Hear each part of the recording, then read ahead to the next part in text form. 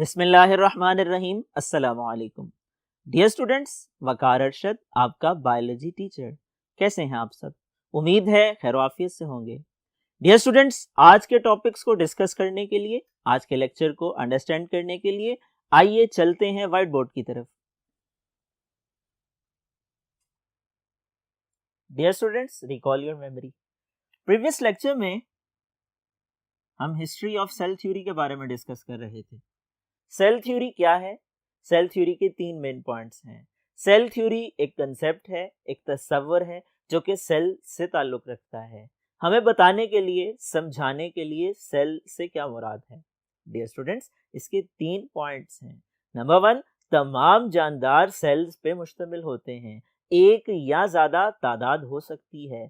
Number 2, cell is the basic unit of structure and function, तमाम जानदारों के जिस्मों में बनावट की और उनके फंक्शन की बुनियादी इकाई है। नंबर 3, नए सेल पुराने सेल से वजूद में आते हैं। डियर स्टूडेंट्स, तारीख का मुतालिया किया जाए तो सबसे पहले यूनानी फिलासफर थे कि जिन्होंने नेचुरल वर्ल्ड पे डाटा इकट्ठा किया, और उसमें सबसे नुमाया नाम वो दरअसल एक यूनानी फिलासफर का है जिसे अरस्तु कहा जाता है। उसका मानना यह था कि पौधों और जानवरों की जिंदगी में कुछ ना कुछ रिलेशन पाया जाता है, वो आपस में किसी हद तक रेलेवेंट हैं। इसके बाद एक साइंटिस्ट था, ब्रिटिश साइंटिस्ट, जिसका नाम रॉबर्ट हुक था। उसने अपनी माइक्रोस्कोप में हनीकॉम्ब लाइक कंपार्टमेंट्स देखे थिन स्लाइस में, और वो कौन सा स्लाइस था? वो कोर्क का स्लाइस था, वो खास किस्म के पौधे का पार्ट था। डियर स्टूडेंट्स, उसने जब इनको ऑब्जर्व किया, सेलुलाई का नाम दिया, दरअसल वो सेल थे। इसके बाद एक साइंटिस्ट जिसका नाम एंटोने वेन लेवनहुक था, उसने तालाब के पानी के एक कतरे में छोटे छोटे जानदारों को रेंगते हुए देखा, उन्हें एनिमलक्यूलस का नाम दिया, दरअसल वो माइक्रो ऑर्गेनिजम्स थे। Dear students, Jean Baptiste de Lamarck की बात की जाए, उसका मानना यह था कोई भी चीज जानदार नहीं कहला सकती अगर वो सेलुलर टिश्यूज पर मुश्तमिल नहीं है या वो सेलुलर स्ट्रक्चर्स के मिलने से नहीं बनी है। इसी तरह से रॉबर्ट ब्राउन ने 1831 में सेल में न्यूक्लियस को दरियाफ्त किया। इसी तरह से मैथियाज शलाइडन और थ्यूडर शवान, ये दो साइंटिस्ट थे जो कि इंग्लैंड के रहने वाले थे। इन्होंने इस बात को ऑब्जर्व किया, पौधे हों या जानवर, उनके जिस्म दरअसल सेल के मिलने से बनते हैं। इस तरह से सेल थ्योरी की इब्तदाई शक्ल वजूद में आई। रोडोल्फ विर्चू एक साइंटिस्ट था जो कि एक फिजिशियन था, मुआलिज था। उसने ये तीसरे पॉइंट का इजाफा किया और ये तस्वुर पेश किया, ओमनी सेलुला ई सेलुला, जो कि जर्मन लैंग्वेज के वर्ड्स हैं जिनका मतलब ये है नए सेल पुराने सेल्स से बनते हैं। डियर स्टूडेंट्स, लुइस पैस्चर ने इसको तजर्बात के जरिए से सही साबित किया, और इस तरह से सेल थ्योरी के तीन पॉइंट्स मुकम्मल हुए। आइए अब हम डिस्कस करते हैं सेलुलर स्ट्रक्चर्स को। सेलुलर स्ट्रक्चर्स को डिस्कस करने से पहले एक और इंपॉर्टेंट पॉइंट भी समझ लीजिए, सब सेलुलर या ए सेलुलर स्ट्रक्चर्स। डियर स्टूडेंट्स, ये किन्हें कहा जाता है? दरअसल कुछ मखलूकात ऐसी हैं जानदार और बेजान के माबैन तस्वुर की जाती हैं, in between living and non living consider की जाती हैं, at the border line of living and non living तस्वुर की जाती हैं, और इन्हें हम वायरस का नाम देते हैं। इनकी स्ट्रक्चर की बात की जाए तो ये प्रोटीन पर मुश्तमिल होते हैं। प्रोटीन का एक हिफाजती गुलाफ होता है जिसके अंदर इनका जेनेटिक मटेरियल होता है आरएनए या डीएनए की सूरत में। डियर स्टूडेंट्स, इनकी टाइप्स की बात की जाए, इनकी दो टाइप्स हैं, एक को प्रियन कहा जाता है, एक को वायरॉइड कहा जाता है। ये सिर्फ प्रोटीन पे मुश्तमिल होते हैं और ये आरएनए पर मुश्तमिल होते हैं। ये ऐसे इन्फेक्शियस पार्टिकल्स हैं कि जब जानदारों के जिस्म में पाए जाते हैं, एक से दो, दो से चार हो सकते हैं, अपनी खसूसियात आगे मुंतकिल कर सकते हैं, बीमारी फैलाने का बायस बन सकते हैं। ये जानदारों वाली खसूसियात हैं, और जब ये किसी जानदार जिस्म से बाहर होते हैं, सॉलिड क्रिस्टल की फॉर्म में होते हैं, बेजान अशिया की सूरत में पाए जाते हैं, इसलिए हम इन्हें in between living and non living consider करते हैं। इन्हें सब सेलुलर या ए सेलुलर स्ट्रक्चर्स का नाम भी देते हैं। डियर स्टूडेंट्स, ये डिटेल हम चैप्टर नंबर 3 में डिस्कस कर चुके हैं। आइए अब हम सेल के बारे में डिस्कस करते हैं। Cellular structures. डियर स्टूडेंट्स, ये एक ऐसी दुनिया है जो हमें आम आंख से नहीं दिखाई देती है। ये एक ऐसी दुनिया है जिसे देखने के लिए हमारी आंख माइक्रोस्कोप की मोहताज है। माइक्रोस्कोप चूंकि किसी जिस्म के इमेज को कई गुना बड़ा करके दिखा सकती है, मिसाल के तौर पे लाइट माइक्रोस्कोप की बात की जाए वो 1500 गुना बड़ा करने की सलाहियत रखती है। इलेक्ट्रॉन माइक्रोस्कोप की बात की जाए वो 2.5 लाख गुना बड़ा करने की सलाहियत रखती है। और इन माइक्रोस्कोप्स को इस्तेमाल करके, जिसे हम माइक्रोस्कोपी कहते हैं, हम सेल को एनालाइज करते हैं, ऑब्जर्व करते हैं। और दरअसल सबसे पहले रॉबर्ट हुक ने जब सेल को ऑब्जर्व किया था वो भी माइक्रोस्कोप में किया था। आइए देखते हैं ये सेल की दुनिया जो एक अलग दुनिया है, इसके अंदर कौन कौन सी चीजें पाई जाती हैं, उनकी स्ट्रक्चर क्या है, उनके फंक्शंस क्या हैं। Dear students, number 1, cell wall. Cell wall की बात की जाए, अगर हम इसके इंट्रोडक्शन को डिस्कस करें तो ये सेल की एक अहम स्ट्रक्चर है, सेल का एक अहम हिस्सा है। और सेल वॉल जो कि 2 हरूफ का मजमुआ है, इसके दोनों हरूफ अपने मानी का इजहार कर रहे हैं। सेल, सेल को कहा जाता है, वॉल का मतलब दीवार होता है, यानी आप इसको यूं भी कह सकते हैं, सेल की दीवार।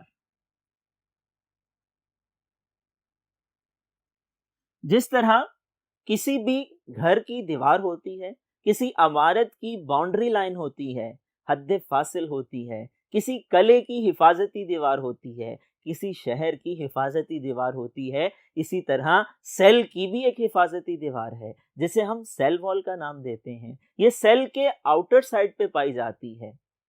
लोकेशन की बात की जाए तो ये आउटसाइड प्लाज्मा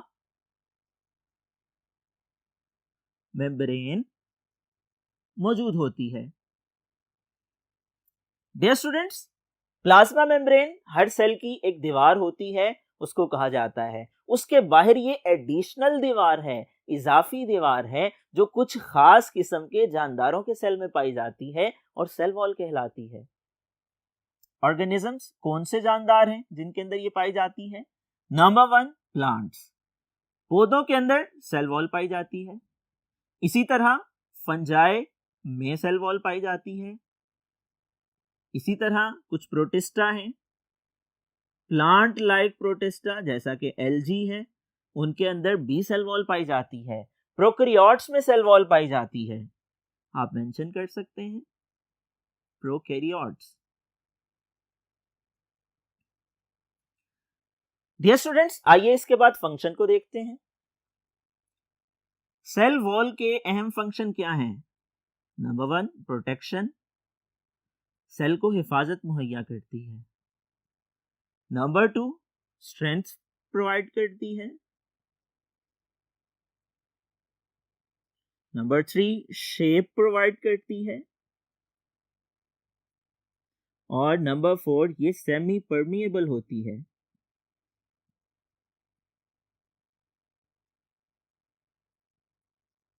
कुछ मटेरियल्स को अलाउ करती है गुजरने के लिए, जबकि बकिया को अलाउ नहीं करती है।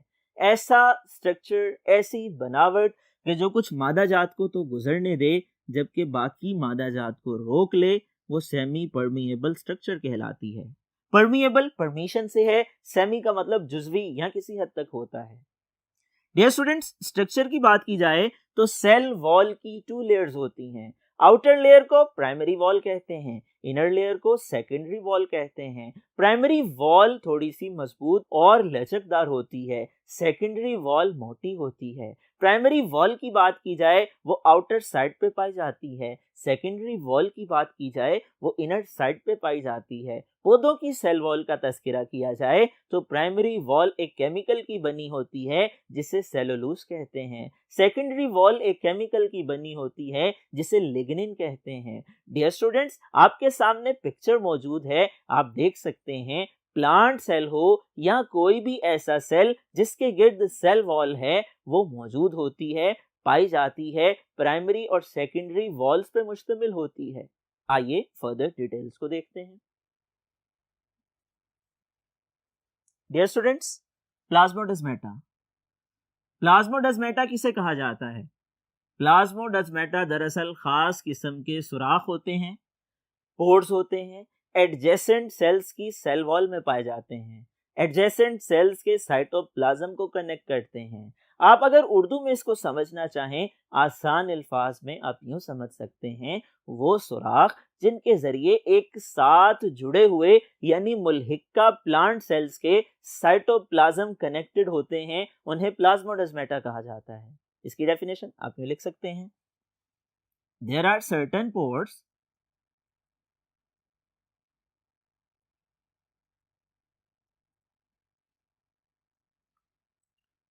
in adjacent cell walls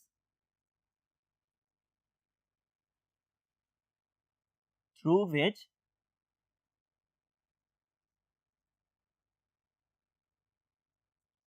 their cytoplasm connected।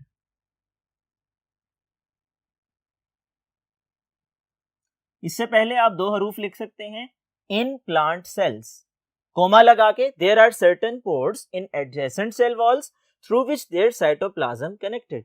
Dear students, यहाँ पर एक और बात भी समझ लीजिए, वो ये है कि फंजाई की सेल वॉल की केमिकल कंपोजिशन प्लांट की सेल वॉल से डिफरेंट होती है। फंजाई की सेल वॉल काइटिन की बनी होती है और बैक्टीरिया जो कि प्रोकैरियोट की मिसाल हैं, उनकी सेल वॉल पेप्टाइडोग्लाइकन केमिकल की बनी होती है, म्यूरिन केमिकल की बनी होती है। आपसे पूछा जा सकता है, आपने इसको भी जहन में रखना है। आइए अब हम डिस्कस करते हैं साइटोप्लाज्म को। साइटोप्लाज्म, डियर स्टूडेंट्स, साइटोप्लाज्म की डेफिनेशन क्या है? इसकी तारीफ यूं की जा सकती है, it is semi viscous, semi transparent,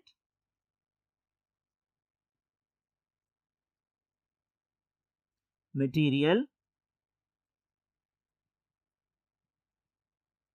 present between nuclear envelope and cell membrane।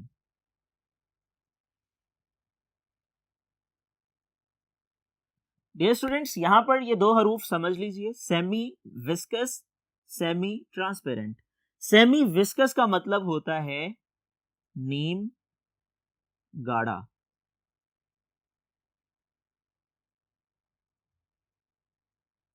इसी तरह से सेमी ट्रांसपेरेंट का मतलब होता है नीम शफाफ।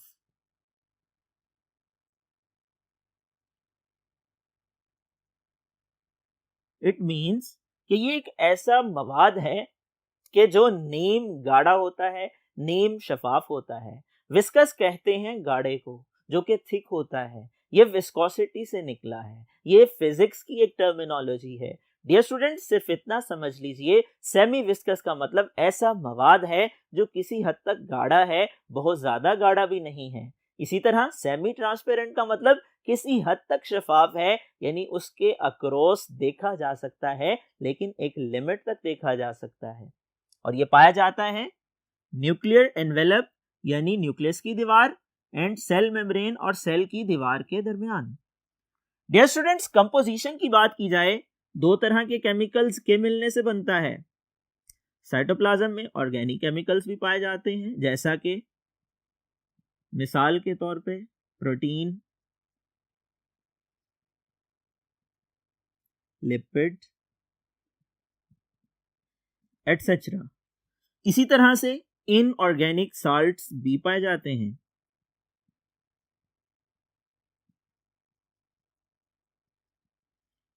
फंक्शंस की बात की जाए, डियर स्टूडेंट्स, इनका पहला अहम काम साइट प्रोवाइड करना है कि जहां पर सेल के ऑर्गेनेलिस फ्लोट करते हैं, सेल के सब सेलुलर स्ट्रक्चर्स मौजूद होते हैं।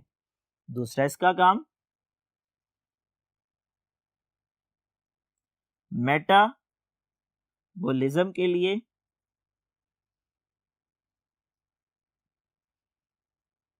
जगह फराहम करना है, साइट फॉर सेल ऑर्गेनेलीज, आप इसको लिख सकते हैं। ये अहम फंक्शन है दरअसल साइटोप्लाज्म के।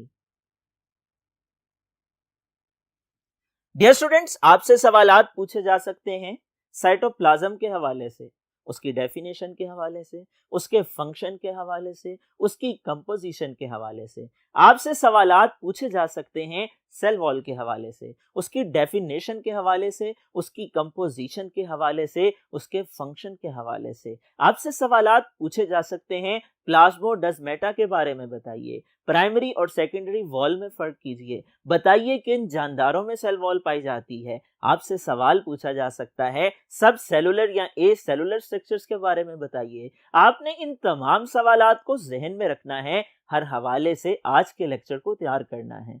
मुझे उम्मीद है आज का ये लेक्चर जो कि मुश्तमिल था मुख्तलिफ टॉपिक्स पे, आप लोगों ने अच्छी तरह समझ लिया होगा। समझ लेने के बाद डियर स्टूडेंट्स, आपने याद लाजमी करना है और याद करने के लिए नोटबुक पे नोट डाउन भी करना है। डियर स्टूडेंट्स, अगले लेक्चर तक के लिए इजाजत दीजिए, अपना ख्याल रखिएगा। अल्लाह हाफिज।